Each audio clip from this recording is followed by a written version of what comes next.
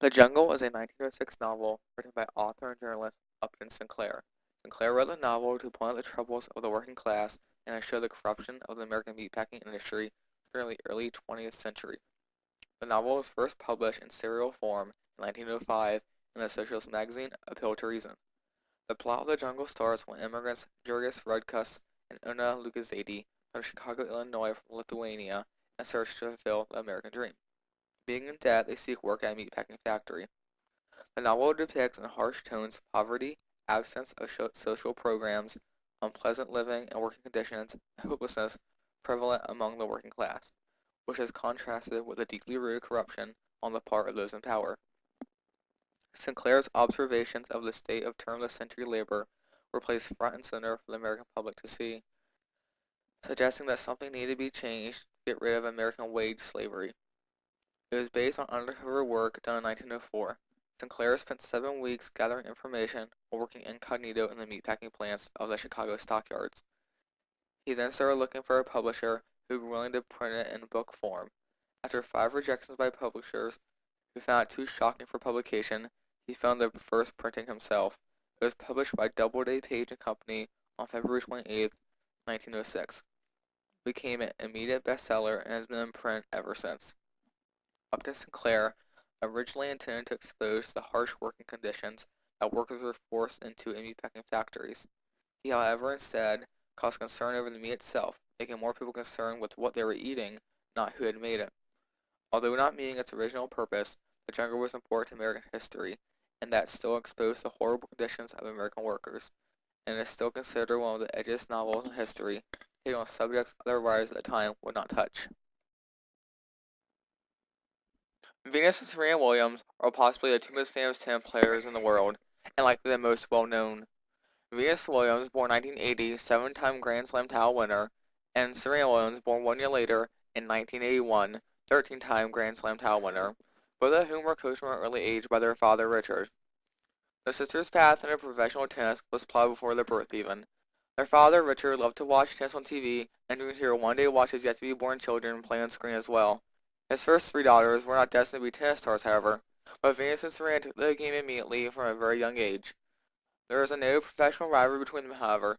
Between the 2001 U.S. Open and the 2009 Wimbledon tournaments, they have met in 8 Grand Slam singles finals.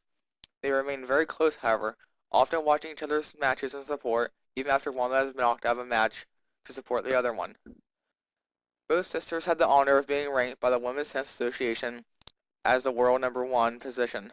In 2002, after the French Open, Venus Williams and Serena Williams were ranked #1 and #2 respectively. During the 2010 French Open, they became #1 team in doubles, in addition to holding the top 2 positions in singles tennis as well.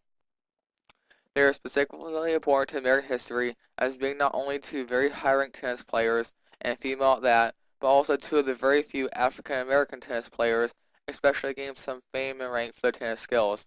Not to mention how highly famous they are for their huge amount of talent in tennis.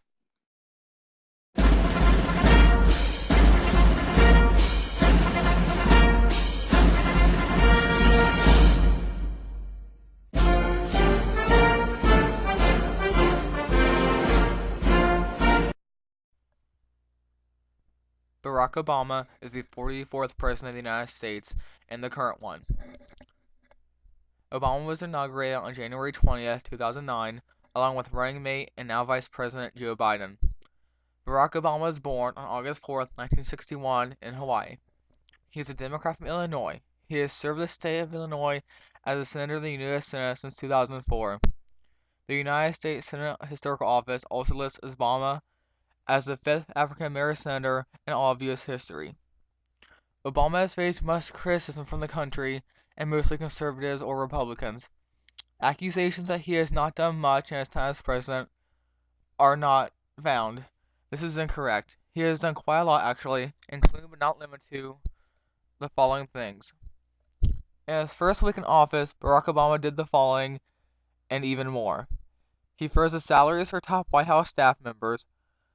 He fast-tracked the process to apply new fuel standards to 2011 car models, and he initiated steps to allow California to set its own standards for auto emissions that are stricter than that of the federal government. This is very good for their environment. He signed a detailed executive order to ban torture and inhumane treatment of prisoners. He asked the American leadership to engage in additional planning necessary to execute a responsible military drawdown from Iraq. He signed an order banning gifts from lobbyists, making elections much more fair. He lifted a ban on federal given money to international groups to perform abortions or provide abortion information, previously instated by George W. Bush. In his first year, he sent troops to Afghanistan and pulled troops out of Iraq as promised. He's made a more transparent form of government, letting people know more of what's going on. He's tried several times to get Republicans to join him and get bipartisanship on the destruction of democracy. The Republicans, however, refuse to budge or help out. Also, he has signed the repeal of Don't Ask, Don't Tell, letting gays and lesbians serve openly in the military, as before they were prevented. Don't Ask, Don't Tell was or is a highly unfair and senseless act passed by then President Bill Clinton in 1993. At the time, it was standard policy that anyone who is gay or bi openly was incompatible with the U.S. military. Don't Ask, Don't Tell was a compromise at the time to allow gays in the military, but if anyone found they were gay or bisexual, they would be wrongfully discharged. Gay soldiers were often the target of their comrades, experienced violent attacks and harassment done to provoke them into admitting their homosexuality or bisexuality to investigators, and then be discharged from the military wrongfully.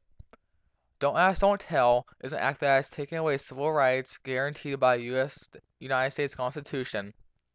Finally, though, it is at last coming to an end. Barack Obama held through on the promise he made during his election when he stated, "This year, I will work with Congress and our military to finally repeal the law that denies gay Americans the right to serve the country they love because of who they are." The passage of the Repeal Act does not result in the immediate repeal of DADT, however. Under the terms of the new law, the President, the Secretary of Defense, and the Chairman of the Joint Chiefs of Staff must certify in writing that they have reviewed the Pentagon's report on the effects of Don't Ask, Don't Tell repeal, that the appropriate regulations have been reviewed and drafted, and that implementation of repeal regulations is consistent with the standards of military readiness, military effectiveness, unit cohesion, and recruiting and retention of the armed forces. Once certification is given, a 60-day waiting period will begin before DADT is finally repealed. So very soon, Don't Ask, Don't Tell will finally be fully repealed, and this section of civil rights given back to the gay community. It's important to American history, and that one of the biggest, most unfair acts in all of history is finally being repealed at last. Princess Diana of Wales is one of the most famous women in all of history. She lived one of the most publicized lives, as well as her death, which was highly followed and investigated by the media even outside of the UK.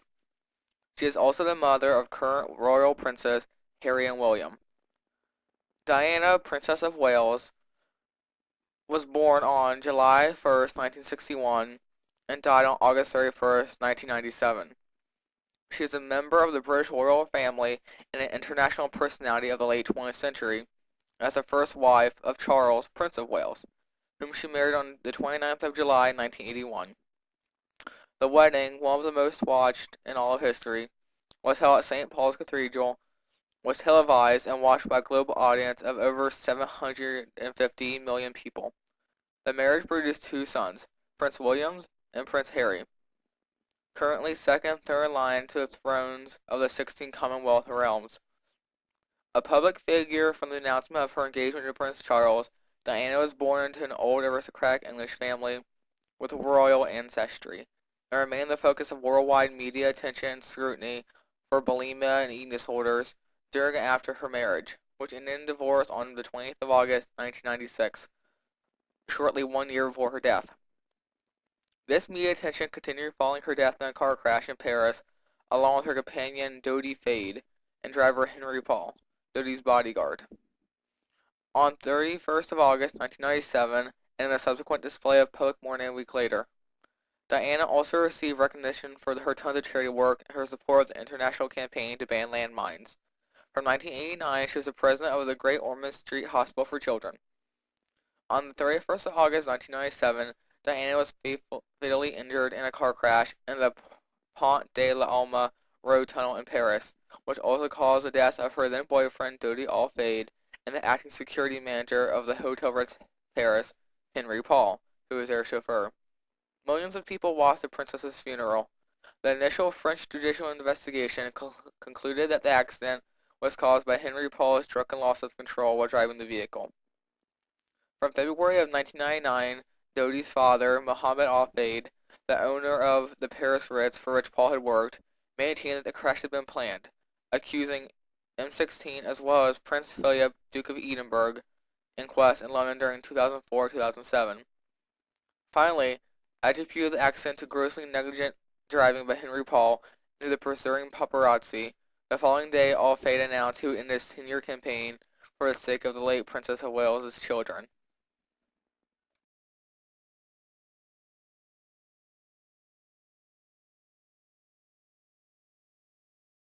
Abroad, America's greatest source of strength has always been our ideas. The same is true at home. We find unity in our incredible diversity, drawing on the promise enshrined in our Constitution. The notion that we're all created equal, that no matter who you are or what you look like, if you abide by the law, you should be protected by it. If you adhere to our common values, you should be treated no different than anyone else. We must continually renew this promise. My administration has a civil rights division that is once again prosecuting civil rights violations and employment discrimination. We finally strengthened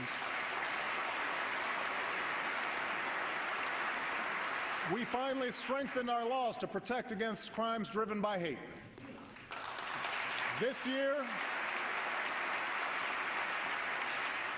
This year, I will work with Congress and our military to finally repeal the law that denies gay Americans the right to serve the country they love because of who they are.